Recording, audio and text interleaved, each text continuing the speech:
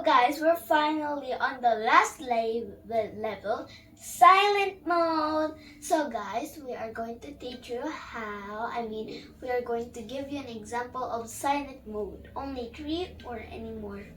So guys, you see these books? We're going to read them. But we're just going to choose one book.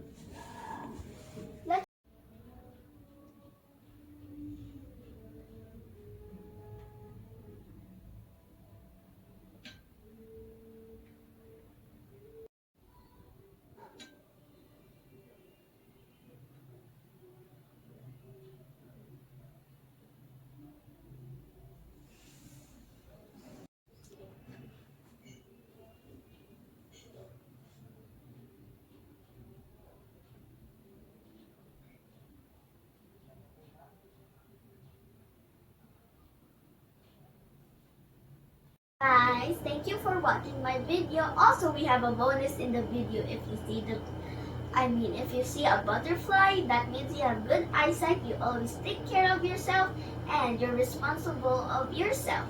And thank you for watching my video again. I hope you guys keep safe.